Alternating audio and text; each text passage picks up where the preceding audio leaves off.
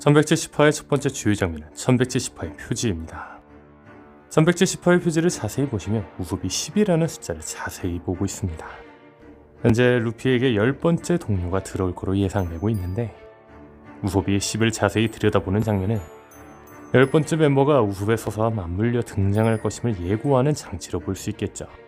그런데 엘바프는 우섭이 연재 초반부터 동경해온 용감한 바다의 전사라는 꿈이 완성될 장소이며, 최근 등장한 로키 왕자는 거인족의 자부심보다는 저주받은 왕자로 엘바프 에피소드의 중심입니다. 즉, 이는 10번째 멤버가 로키가 될 거란 떡밥이 될 수 있지 않을까 싶네요.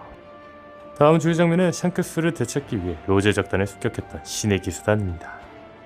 가반에 따르면 과거 로제 적단은 갈랭의 아들 샹크스를 되찾으려는 신의 기사단으로부터 지속적인 습격을 받았다고 했습니다.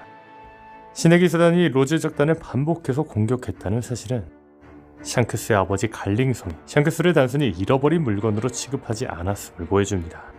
현재 샹크스는 오로성 및 천룡인의 질서와 대립하는 위치에 서 있지만, 과거 갈링성의 행적을 보자면 그가 속으로는 샹크스를 아끼고 있을지도 모른다는 가설이 성립하죠. 과연 현재 오로성이 된 갈링과 세계 정부로부터 니카의 열매를 빼앗은 샹크스의 만남은 어떻게 그려질지 기대되네요. 다음 주요 장면은 하랄드를 죽이는 로키입니다. 엘바프의 상징이었던 하랄드는 이무에게 신체와 정신을 조종당하고 있었습니다. 다만 세계관 최강자급인 샹크스와 로제 적단의 핵심 가반조차 이무의 힘이 깃든 하랄드를 막아낼 수 없었죠. 그런데 로키가 라그니르와 함께 하랄드를 꺾었다는 사실은 로키의 실력이 이미 전설의 반열에 올랐음을 증명합니다. 비록 하랄드가 내면에서 이무의 주종에 정하며 힘을 억제하고 있었다 하더라도 그 틈을 놓치지 않고 왕을 처단한 로키의 무력과 결단력은 상상을 초월하죠. 또한 여기서 흥미로운 점은 샹크스, 가반, 야르, 그리고 당사자인 로키까지 모두가 이 진실을 은폐했다는 것입니다. 사실 엘바프 전사들에게 하랄드는 신념의 상징입니다. 그가 이무의 꼭두가 씨가 되어 나라를 망치려 했다는 사실이 밝혀지는 순간 엘바프의 긍지는 무너졌을 테죠.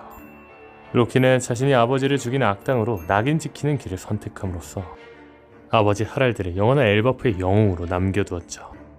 이러한 진실은 왜 로키가 루피랭의 10번째 동료가 될 수밖에 없는지를 설명해줍니다. 루피랭이 엘바프에서 로키의 진심을 알게 되는 순간 그는 공공의 적에서 가장 고독하게 싸운 전우로 격상되겠죠. 또한 이미 이무의 위협을 직접 경험하고 아버지를 잃은 로키는 세계 정부의 본질을 가장 잘 아는 인물로서 루피의 최종 전쟁에 반드시 필요한 조력자가 되겠죠. 다음 주요 장면은 로키가 먹은 엘바프 전설의 열매입니다. 이 부분은 따로 영상으로 만들었으니 해당 영상을 참고해주세요. 다음 주요 장면은 라그니르의 주인이 된 로키입니다. 12년 전 로키는 살아있는 것처럼 스스로 움직이는 의지를 가진 망치 라그니르에게 인정을 받으며 라그니르가 지키던 엘바프 전설의 열매를 먹음과 동시에 라그니르는 로키를 진정한 주인으로 받아들이고 함께하게 되었습니다. 최근 로키가 루피랭과 하이루딘에게 너희는 이 천례를 드는 것조차 못해라고 단언하는 모습은 자신만이 라그니르에게 선택받았음을 보여주는 장면이 될 겁니다.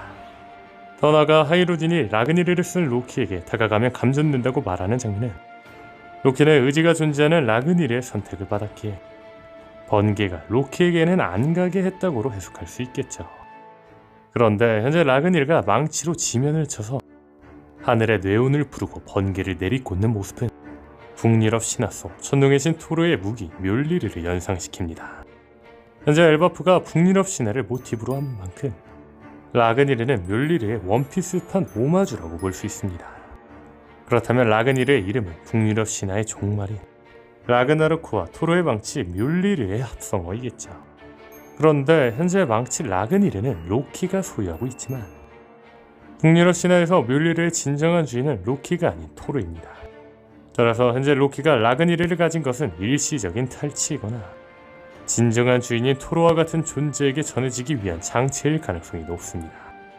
그런데 우섭의 꿈인 용감한 바다의 전사는 용기와 정의를 상징하는 토르의 이미지와 완벽하게 부합합니다.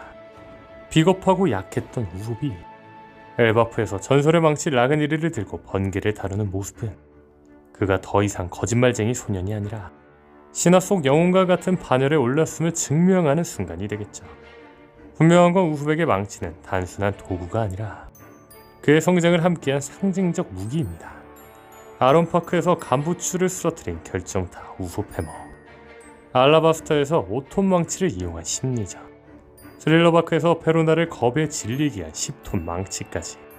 이처럼 우후백 전투 역사에서 망치는 약자가 강자를 이기는 상징이자 거짓을 진실로 만드는 매개체였습니다.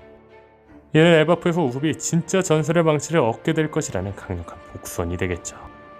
분명한 건 원피스 에피소드 전개에는 특정 동료가 이야기의 주인공으로 격상되는 시점에 해당 지역의 상징적인 무기를 얻으며 각성하는 일관된 패턴이 있습니다.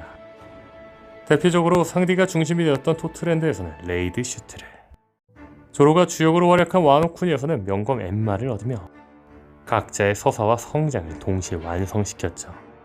즉 우후백이 중심이 될 거로 예상되는 엘바프에서 우후백은 엘바프에서 바이킹의 상징 무기인 망치를 엘바프의 상징인 라그니르로 얻는 것은 지극히 자연스러운 흐름이겠죠.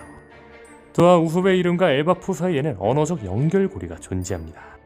우후백 유래인 이솝은 우화를 뜻하는 영어 단어 페이블의 대명사입니다. 그리고 이 페이블을 거꾸로 읽으면 바로 엘바프가 됩니다. 이는 오다스미 연재 초긴부터 엘바프를 우후백 에피소드로 점지해두었음을 시사하는 강력한 증거겠죠. 그렇다면 주목할 건 로키의 능력입니다. 저는 계속해서 엘바프를 위협하는 로키 왕자의 정체가 북유럽 신화 속 세상을 삼킬 늑대 펠리르라고 주장하고 있습니다. 분명한 건 신거병의 적단의 깃발에는 늑대 문양이 그려져 있었습니다. 그런데 최근 로키가 먹은 열매가 엘바프의 전설적인 열매임이 밝혀진 만큼 거병의 적단의 배 문양은 거인들의 정체성을 상징한다는 걸 생각해본다면 이는 로키가 먹은 엘바프 전설의 열매의 정체가 펠리르임을 암시하는 결정적인 복선이 되겠죠. 이 가설이 맞다면 주목할 건 우후백 모티브입니다. 우후백 모티브는 거짓말쟁이 양치기 소년입니다. 물론 우후백 모티브인 양치기 소년 이야기는 늑대의 등장으로 비극을 맞이하지만 원피스 속 우솝은 이 우화를 승리로 재해석했습니다. 실제로 과거 실온 마을에서 양치기 소년 우솝이 가짜 늑대 크로를 물리쳤죠. 그리고 이제 엘바프에서 진짜 전설 속의 늑대를 마주하게 될 겁니다. 분명한 건 양치기는 단순히 늑대와 싸우는 자가 아니라 양떼를 지키고 상황을 관리하는 자입니다.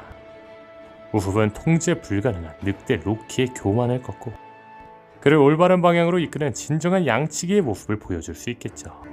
더 나아가 라그니르가 단순한 무기가 아니라 다람쥐의 모습을 한 생명체라는 사실은 우흡이 라그니르를 얻는다는 서사에 있어 가장 결정적인 떡밥이 될 수 있습니다. 다람쥐의 가장 큰 생체적 특징은 씨앗과 열매를 모으고 저장하는 것입니다. 2부 이후 우흡의 주무기는 팝그린이라는 식물의 씨앗입니다.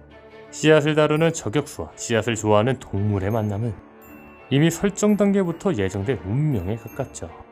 분명한 건 나미가 제우스에게 맛있는 구름을 주며 제우스를 길들였듯 우흡은 라그니르에게 지상 어디에서도 맛볼 수 없는 팝그린의 특수 씨앗을 먹이로 주며 교감할 수도 있겠죠. 현재 밀짚모드 일단과 검은샘의 적단의 숙명적인 1대1 대결에서 우흡의 상대는 저격수 바노거로 추정됩니다. 워프 능력을 사용하는 바노거를 상대하기 위해 우흡에게는 단순한 저격을 넘어선 힘이 필요합니다. 그리고 우흡이 망치 라그니르와 함께 바노거를 상대로 승리한다면 우흡이 지금까지 1대1 승부에서 망치로 종지부를 찍어왔던 승리 공식이 바노거전에서도 재현되는 거겠죠.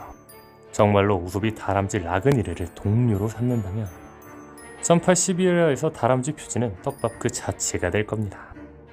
오늘 영상은 여기까지입니다. 시청해주셔서 감사합니다.